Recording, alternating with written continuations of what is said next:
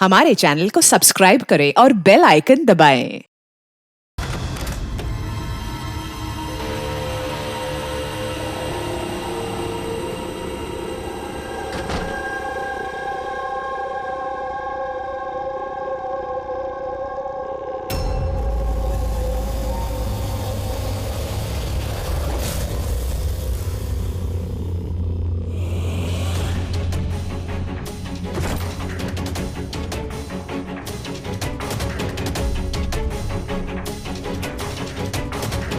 बकुल से आज बात करनी पड़ेगी, चाहे कुछ भी हो। बकुल से बात करनी ही पड़ेगी।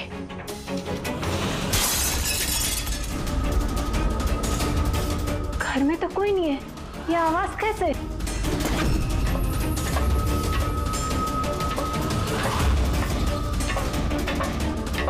कीर्ति, बकुल, मैं कुछ बोलता क्यों नहीं है? कीर्ति, भैया, कीर्ति,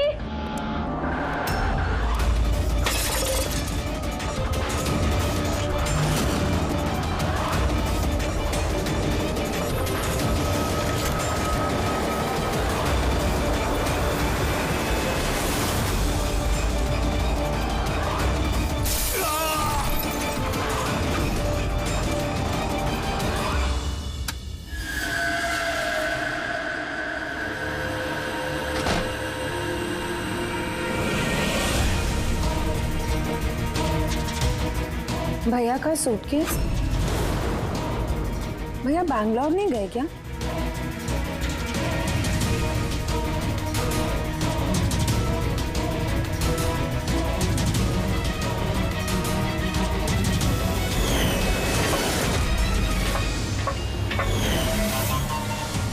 भाभी भी वापस आ गई।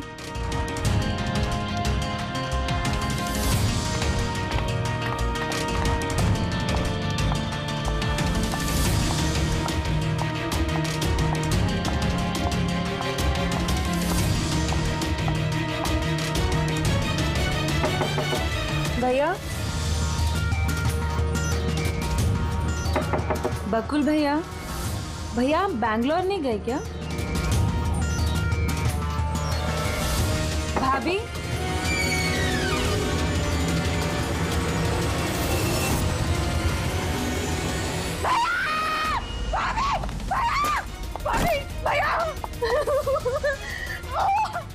आशिका भाभी, भाभी, भाभी, भाभी। हेलो, हेलो नितिन भैया, भैया आप जल्दी से वापस आ जाओ। यहाँ पे सब खत्म हो गया भैया। देखो कीर्ति, ये खून का मामला है। एक बार फिर से सोच लो, क्या तुमने जो कुछ भी कहा वो सच है?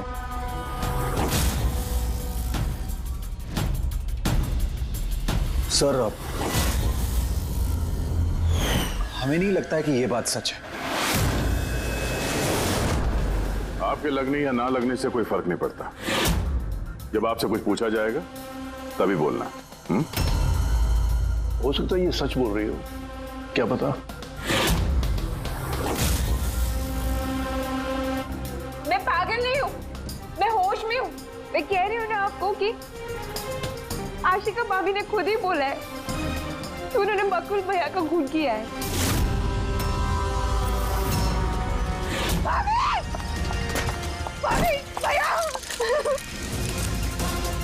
आशिका भाभी! भाभी! भाभी! भाभी! भाभी! भाभी का थैंक गॉड। भाभी! भाभी! भाभी! ये सब हुआ कैसे? किसने किया ये सब? भाभी मर गया बकुल। किसका खत्म? हाँ, मार दिया, सब खत्म, मार दिया। सिर्फ मार दिया ये कहने से साबित नहीं हो जाता कि उसी ने बकुल को मारा है। ये भी हो सकता है कि वो कुछ और बोलना चाहती है। हाँ?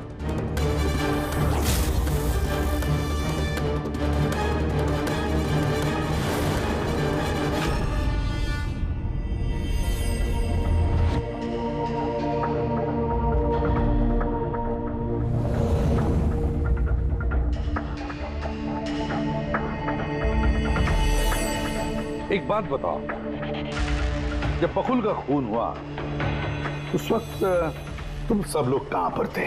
कहां थे तुम लोग?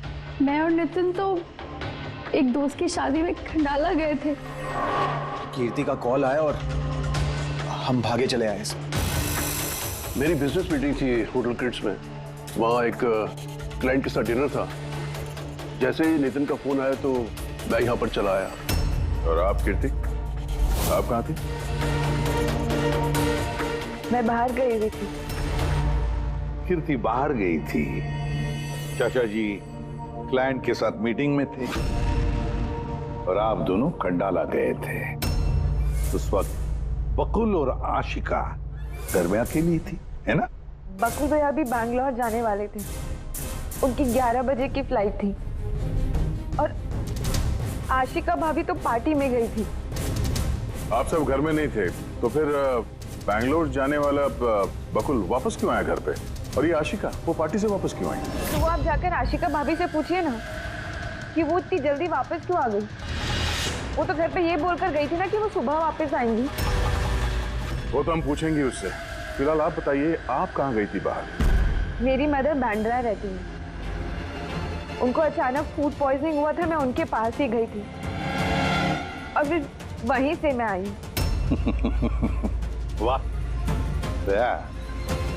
हर एक के पास एक्सप्लेनेशन है कि बकुल के खून के वक्त मैं यहां था, मैं वहां थी, मैं वहां गया था। सबके पास एक्सप्लेनेशन है, लेकिन आप सब लोग एक बात अच्छी तरह से याद रखना, हम सीआईडी वालों से सच ज्यादा देर तक छुपता नहीं, सामने आकर ही रहता है।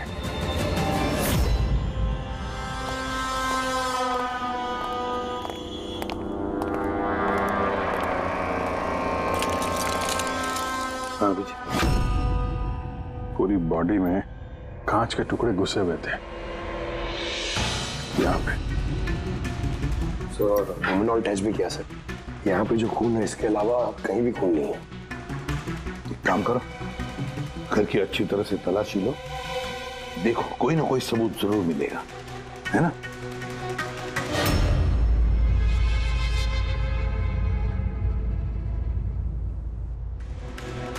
ये बताया सर, इनका कहना है कि इन्हें कुछ भी याद नहीं। कुछ भी याद नहीं? आशिका, तुम्हें याद आ रहा है तुमने कीर्ति को होश में आने के बाद कुछ बताया था? याद करो। मुझे कुछ याद नहीं आ रहा।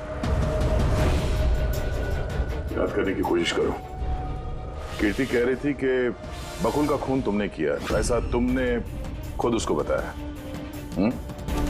कीर्ति इल्जाम लगा रही है मेरे पे। बकुल को मैंने नहीं मारा।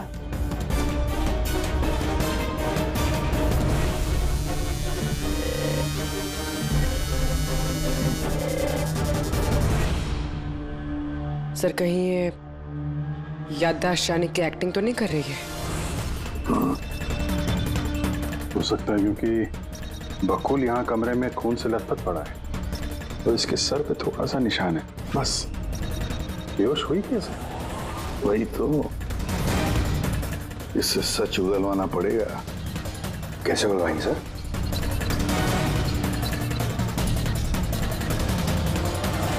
सच उगलवाएंगे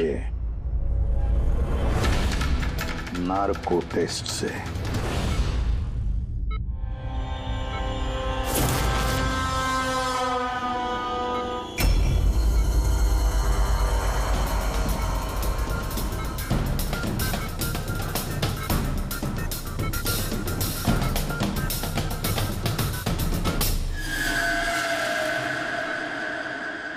18 अप्रैल की रात को जब आप पार्टी से घर लौटी तो क्या हुआ था? मैं घर में घुसी, बकुल चिल्ला रहा है। फिर क्या हुआ? फिर मैं रूम में गई देखने के लिए। क्या देखा आपने? मैंने देखा कि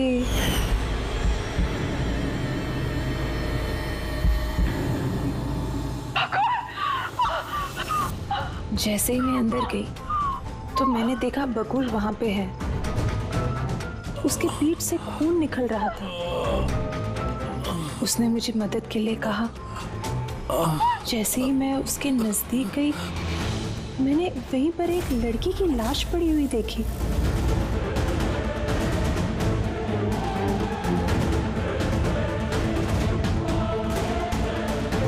मुझे गुस्सा आया और मैंने वहां पड़ा एक कांच को उठाया।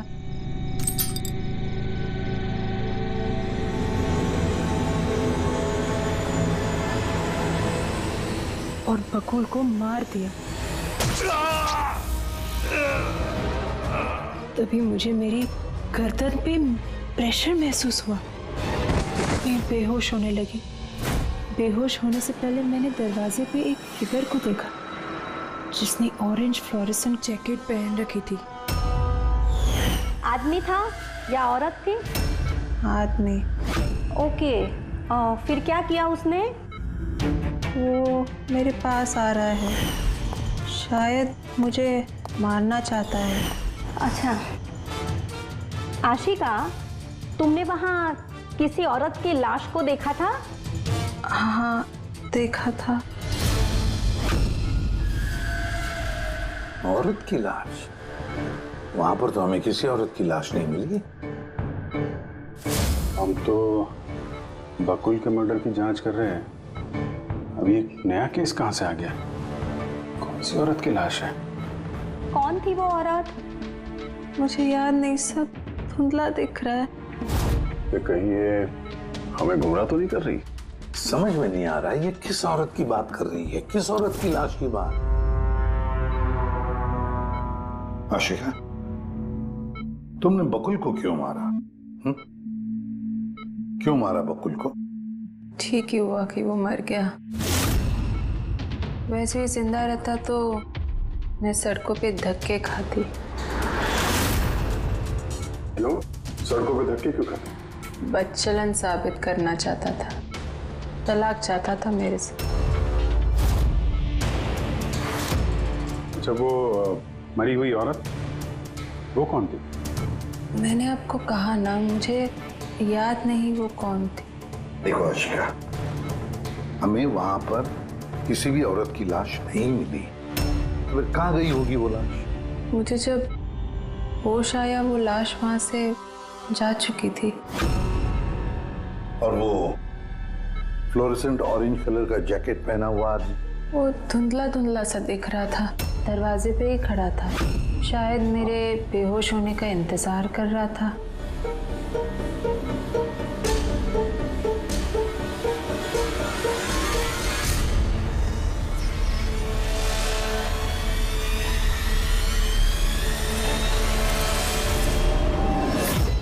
अभी तो आशिका वही बोल रही है जो उसे अच्छा लगता है, मगर टेस्ट में उसने सब कुछ सच सच बोला है।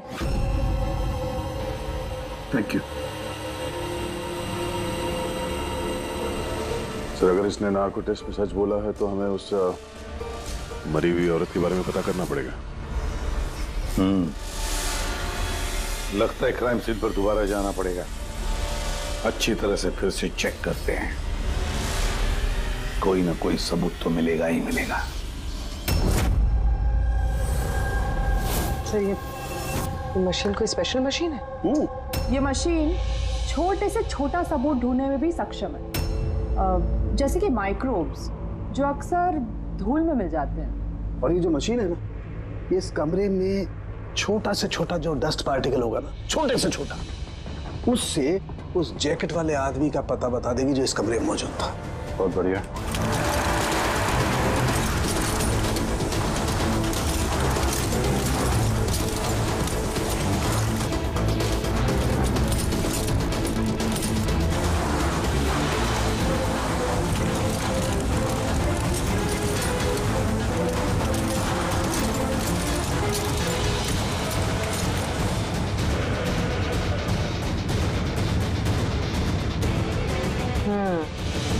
ये देखिए, जो हमारी नजरों से बच गया वो इस मशीन ने ढूंढ निकाला।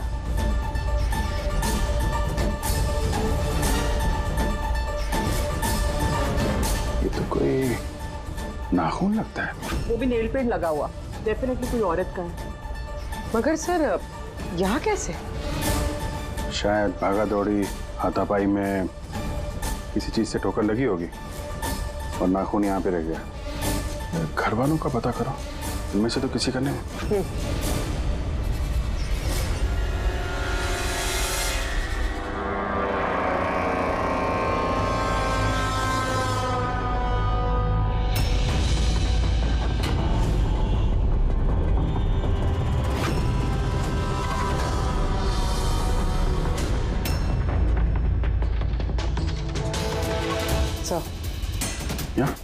पर घर में तो किसी का भी नहीं है। शायद उस औरत का होगा जिसकी लाश आशका ने देखी थी।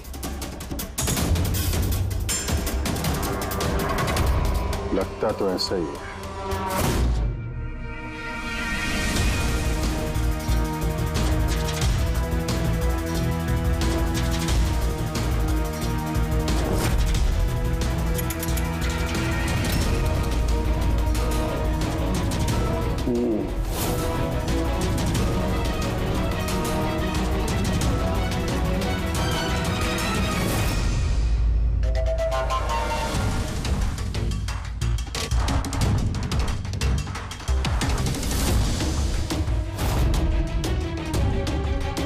ये बात है तारिका।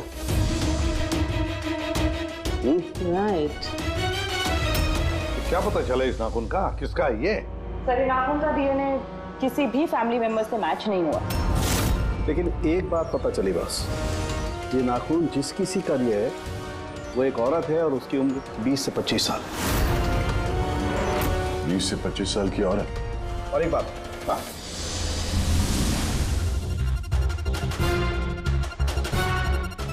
ये जो बारीक बारीक सफेद सफेद कण देख रहे हो ना, ये high percentage of high and cocaine है। नाखून में सुनिए, कोई औरत ड्रग एडिक्ट भी है?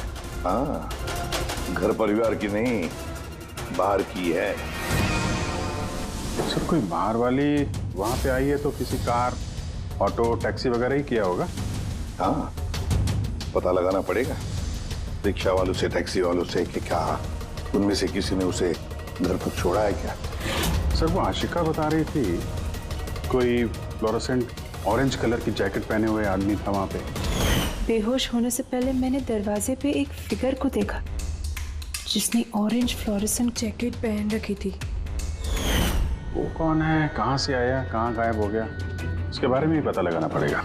और सर, जितने ड्रग पेडलर्स हैं उनसे भी पता करना पड़ेगा कि कितनी औरतें ये हाई एंड कोकेन लेती हैं। अभिजीत, एक काम करो, रिक्शा वालों से, टैक्सी वालों से पता लगाओ क्या किसी ने इस औरत को घर पर छोड़ा था क्या, और मिसिंग पर्सन रिपोर्ट भी चेक करो। और दया, जाओ शहर में जितने भी ड्रग पेडलर्स हैं ना, सबसे जाकर पूछताछ करो। देखो क्या वो किसी ऐसी औरत को जानते हैं जो हाई क्वालिटी कोकेन इस्तेमाल करती है। और हम जाकर उन घर वालों से मिलते हैं, देखते हैं क्या कर रहे थे, कहाँ गए थे इस हादसे के वक्त।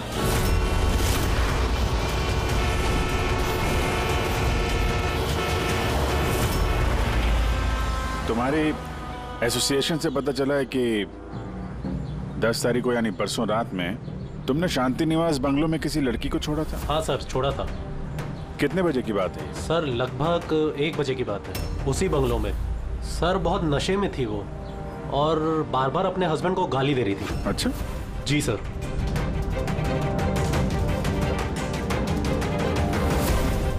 ये लड़की थी वो? हाँ सर, यही थी वो। वहाँ बंगलो के आसपास कुछ गड़बड़ लगी क्या? नहीं सर, गड़बड़ तो कुछ नहीं लगी, सब कुछ नॉर्मल ही था। और एक कार खड़ी थी, एक बाइक और सर एक गार्बेज वैन भी था। Garbage van? जी sir. Sir sir sir sir sir sir, मैं भी एक लड़की को परसों शांति निवास बंगलो के बाजू में छोड़ा था। कितने बजे? सर यही कोई 12:30 बजे के आसपास। और तुमने 1 बजे छोड़ा था? जी सर। ये लड़की थी वो? नहीं नहीं सर, ये लड़की नहीं थी। तो इसको तुमने 1 बजे छोड़ा और 12:30 बजे जिस लड़की को छोड़ा था उसको दोबारा देखोगे तो पहचान जाओगे? एकदम सर, बरोबर पहचान लेगा। गुड। सुनो, तुम लोगों से जो भी सवाल पूछा जाएगा उसका सही सही जवाब चाहिए। जरा सा भी झूठ बोला ना तो बड़ी मुसीबत खड़ी हो जाएगी, समझे?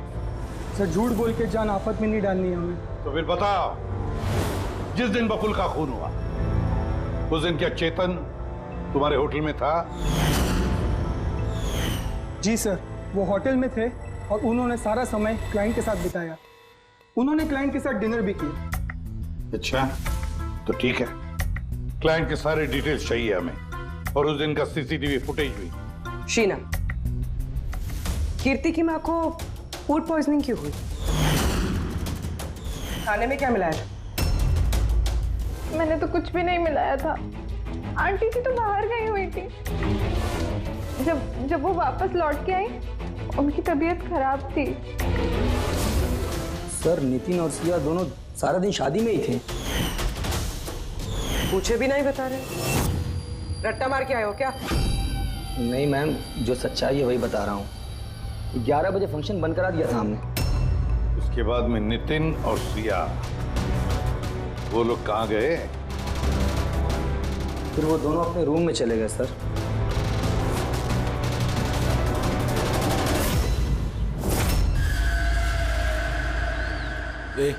ये माल किधर मिलेगा?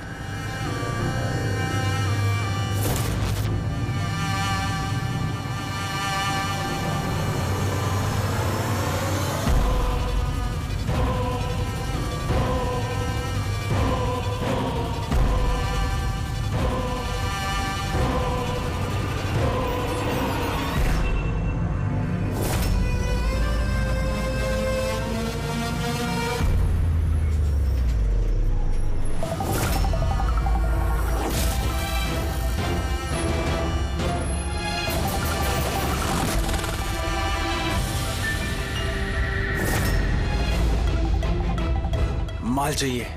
मिलेगा। कितना चाहिए और पेमेंट कैसे करेगा? पेमेंट माल इस्तेमाल करने के बाद। माल इस्तेमाल करने के बाद? भागने के बारे में ना सोचना भी मत। मेरे पास हर एक क्लाइंट की ना कुंडली है, कुंडली, और उस कुंडली में लिखा है कि मेरा क्लाइंट ओवरडोज से मरेगा या मेरी बंदूक की गोली खा के।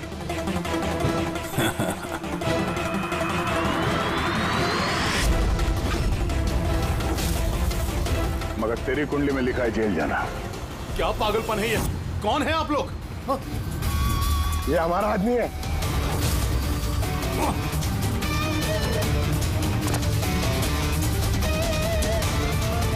चल, बात हो गया।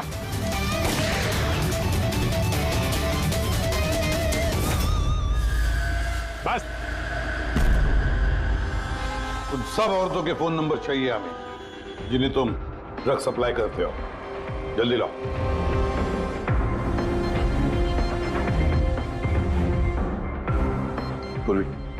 देखो जरा, कॉल करके देखो इन सारे नंबर्स पर।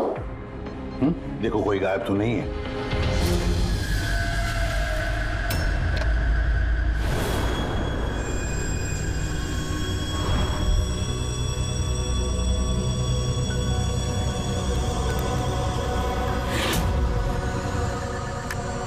हेलो।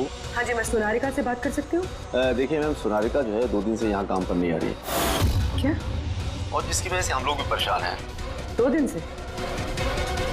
ठीक, thank you sir. Sir, diary में जो फोटोज थी उनमें से ये वाली लड़की गायब है। इसका नाम सोनारिका है और ये एक बार में काम करती है।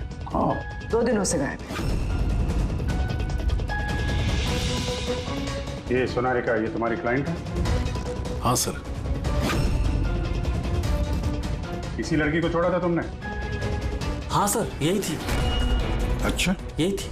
आशिका ने इसी को देखा होगा। बकुल के परिवार वालों को अंदर देख रहा हूं। जरा ध्यान से देखिए ये फोटो। ये वो लड़की है जिसकी लाश आपके घर से मिली थी। आप लोग जानते हैं सर? हाँ? नहीं सर।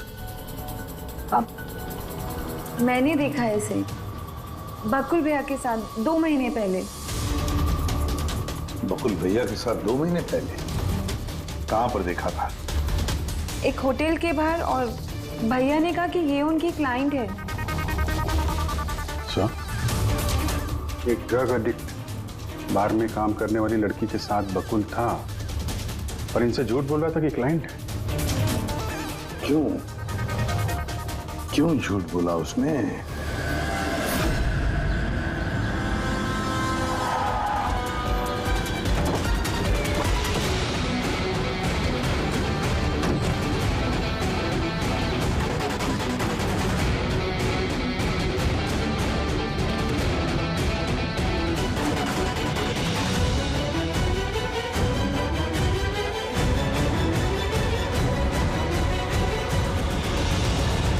ये सोनाली का यहीं पे काम करती थी ना?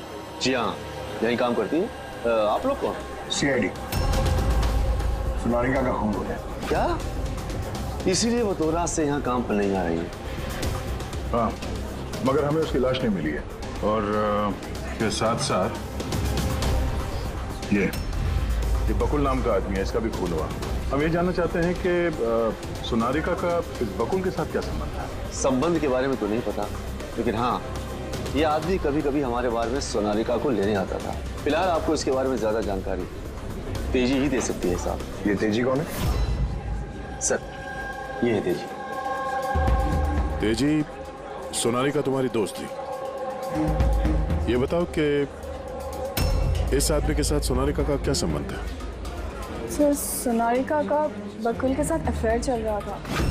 बकुल उसके सारे रईसों वाले खर्चे उठाता था, उसे कोकेन तक के खर्चे देता था, पर उसको हमेशा बकुल से कुछ ना कुछ शिकायतें रहती थी। कैसी शिकायत रहती थी? वो कहती थी कि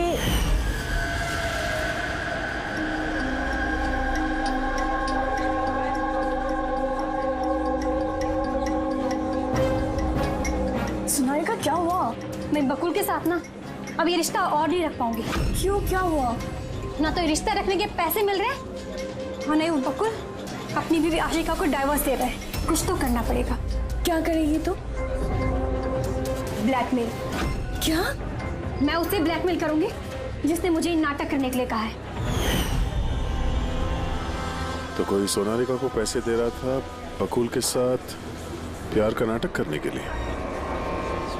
मास्टरमाइंड कोई और ही है? हाँ, और उसी मास्टरमाइंड ने प्लान किया और इस सोनालिका और बकुल को मार दिया। और आशिका का वहां पर आना प्लान में शामिल नहीं था। समझ में नहीं आ रहा है कि ये बकुल अपनी फ्लाइट छोड़कर घर वापस क्यों आया। पर सर, अगर खूनी को बकुल की गर्लफ्रेंड को मारना ही था तो कहीं और भी मार सकता था। वहां घर पे क्यों किया? तो शायद खूनी को पहले से पता था कि बकुल के घर में कोई नहीं है, इसीलिए उसने धोखे से सोनालिका को वहां पे बुलाया और उसी समय बकुल और आशिका वहां पे पहुंच गए होंगे। ये हो सकता है। तो सर, लाश को घर से बाहर कहाँ लेके गए होंगे और कैसे? क्योंकि बकुल के घर की सारी गाड़ियां तो पहले से बाहर थी।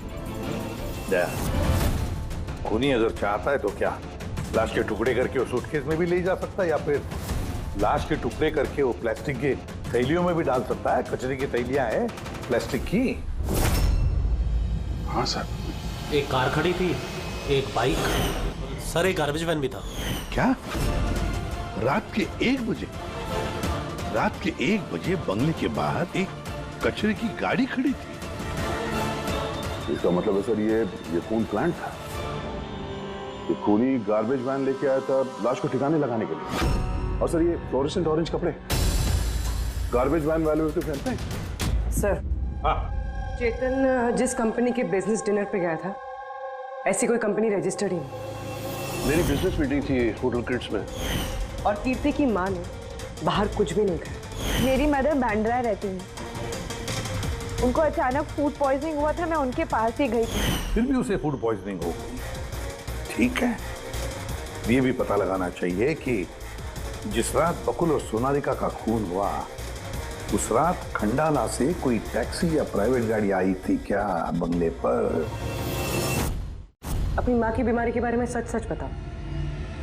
उनकी मेड शीना का कहना है कि उनकी जो भी हालत थी घर के खाने की वजह से नहीं हुई। हाँ, ये सच है। उन्होंने घर का खाना नहीं खाया था, बल्कि वो तो ये बता रही थी कि वो ड्राइवर के साथ बाहर गई थी और कार में उन्होंने कुछ दवाई खाई थी। दवाई खाई? हाँ, हमारे ड्राइवर अमन का भी यही कहना है। तुम्हारा ड्राइवर अमन का? सर, उन सभी ड्राइवरों को साथ में लेके आया हूँ जो गार्बेज वैन चलाते थे। हमें एक गार्बेज वैन के बारे में पता चला है जो आधी रात को सड़क के बीचों बीच खड़ी थी, जिसमें लाश डाल के ले जाया गया। वैन का पता चल गया? सर्विलेंस कैमरे में वो वैन साफ साफ दिख रही है हमें। क्यों?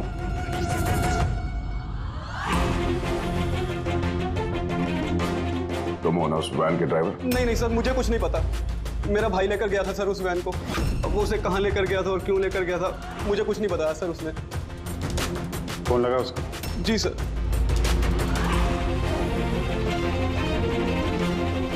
हेलो अमन, कहाँ है तू?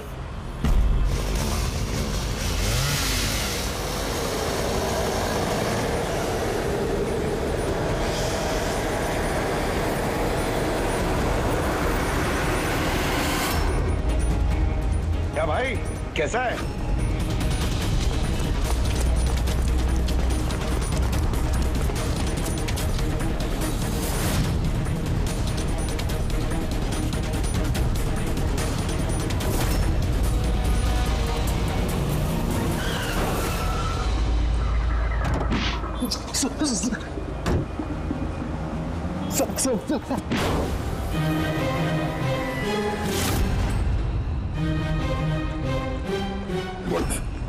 सोनारिका का खून तो नहीं किया ना? हाँ? और कीर्ति की माँ के पानी के बोतल में भी तुमने कुछ मिलाया था? हाँ? सर मैं सच बता रहा हूँ, मैंने तो जो कुछ किया उस फोन कॉल की वजह से किया था जो बकुल सर के बंगले से आया था। किसने फोन किया था बकुल के बंगले से? मैंने उसे कभी देखा नहीं है, सिर्फ उसकी आवाज सुनी थी। औरत ही आदमी?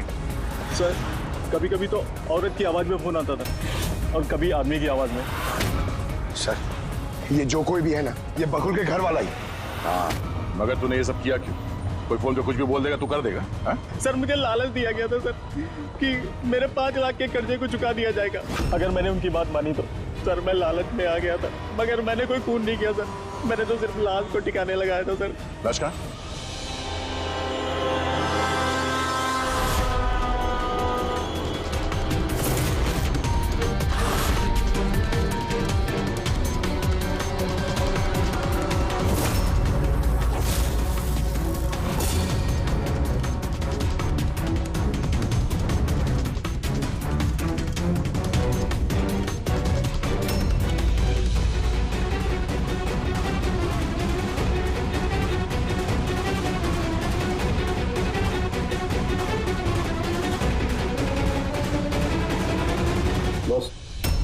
इस लड़की का गला घोटा गया है, शायद इसी से इसकी मौत हुई है। तो इसीलिए सोनारिका की खून का कोई भी निशान नहीं था क्राइम सीन पर।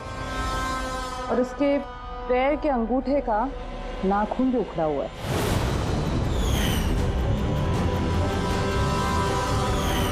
और सर ये क्या है? ये पीला पीला पार्टिकल? यही तो इस केस की सबसे अहम कड़ी है। चलिए खड़े हो जाइए सर, उठिए। और कितनी पूछताछ करेंगे आप लोग? सब कुछ तो बता दिया हमने। इस बार कोई पूछताछ नहीं होगी, आप सभी का नार्को टेस्ट होगा।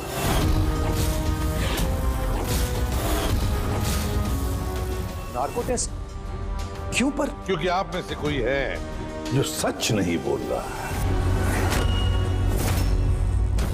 आपके पास कोर्ट की परमिशन है इस नार्को टेस्ट के लिए? जी हाँ, परमिशन के बिना हम कुछ नहीं करते।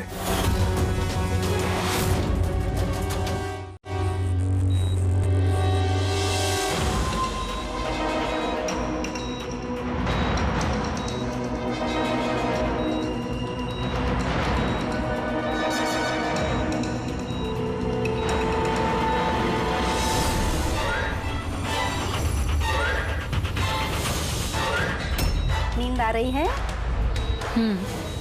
जो मैं आपको बोलूंगी उसका सही सही उत्तर दीजिएगा, ठीक है? सोनारिका को जानती हो? हाँ। बकुल का अफेयर था सोनारिका के साथ, ये भी जानती है? हाँ, मुझे दोनों पे शक था। क्या आशिका ने सोनारिका का खून किया है? आशिका जानती नहीं थी सोनारिका को, तो खून कैसे करेगी? अभी आपको नींद आ रही है? हाँ। सोनारिका को जानते हो? नहीं। बकुल का अफेयर था सोनारिका से, ये जानते होंगे आप? नहीं।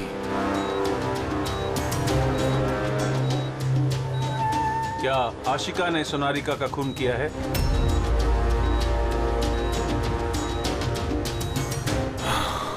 आशिका सोनारिका को जानती थी। आशिका ने ही बकुल और सोनारिका का खून किया है। उसी ने यह खून की साजिश रची थी।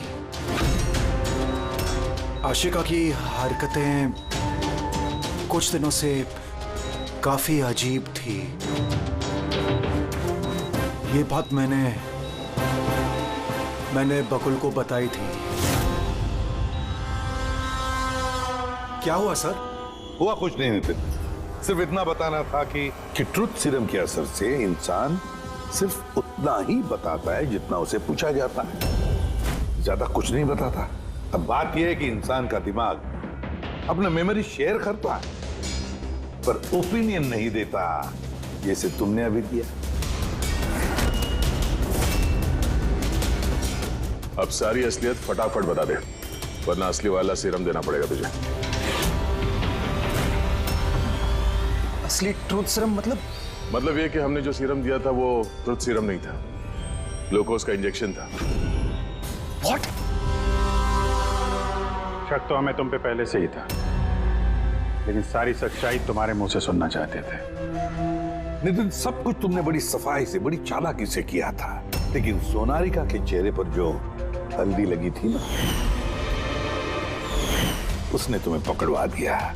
वही हल्दी जो शादी के वक्त तुम्हारे हाथ में लगी थी। ये पीला पीला पार्टिकल दरअसल हल्दी है, और इस हल्दी में आटा और तेल भी मिला हुआ। आटा, तेल, हल्दी। चेहरे पे हल्दी नहीं है, सिर्फ यहाँ कदम के पास।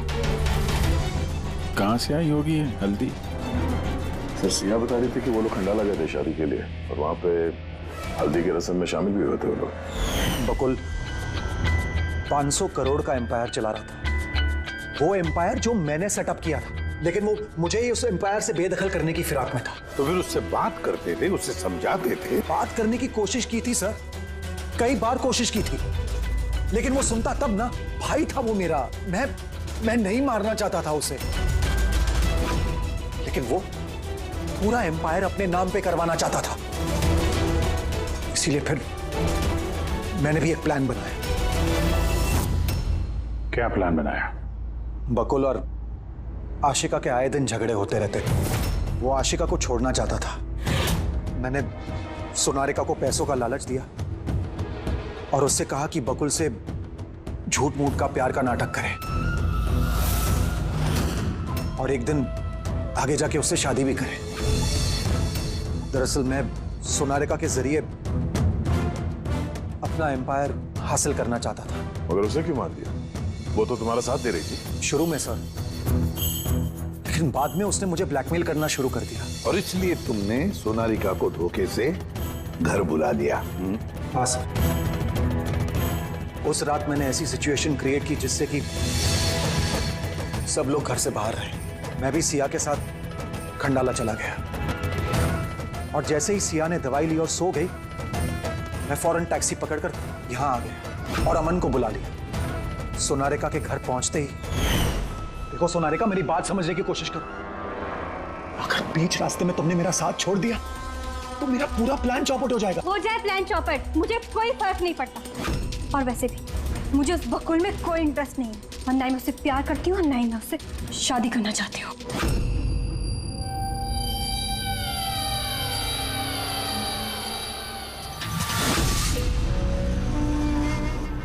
देखो, अगर तुमने मेरा साथ नहीं दिया तो बहुत पछताओगी, बता रहा हूं मैं। धमकी दे रहे हो तुम मुझे? धमकी दे रहे हो तुम मुझे?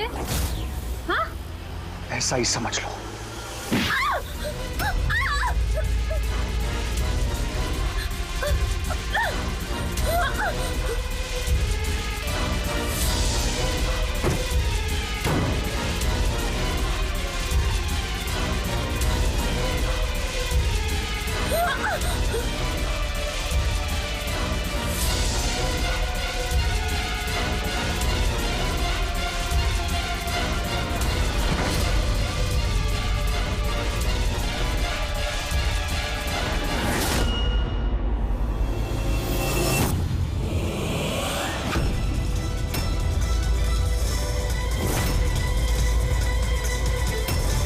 भैया बकुल, ये क्या किया आपने? ये सोनालिका मुझे फंसाना चाहती थी। मैं पुलिस को बुलाऊंगा। बकुल, बकुल, बकुल।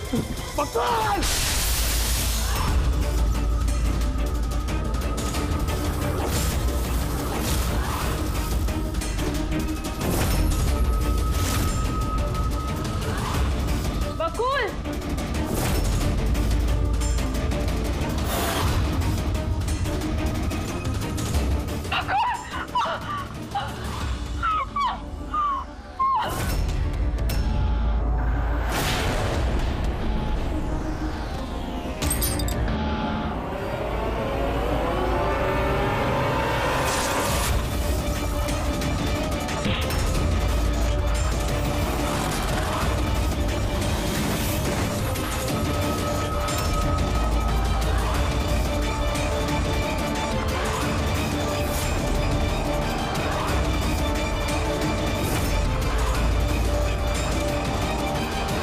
मैंने अमन को फोन पे पहले ही बता दिया था सोनालिका की लाश को ठिकाने लगाने के लिए। उसने बिल्कुल वैसा ही किया। पैसों की लालच ने तुम्हें इतना अंधा बना दिया कि तुम अपना सगा रिश्ता भी भूल गए, अपने भाई की जान ले ली और तो और अपनी साथी सोनालिका को भी मार डाला। कानून तुम्हें कभी माफ नहीं करेगा, कड़ी से कड़ी सजा होगी, शायद फांसी। For more updates, subscribe to our channel, click the show links and enjoy watching the videos.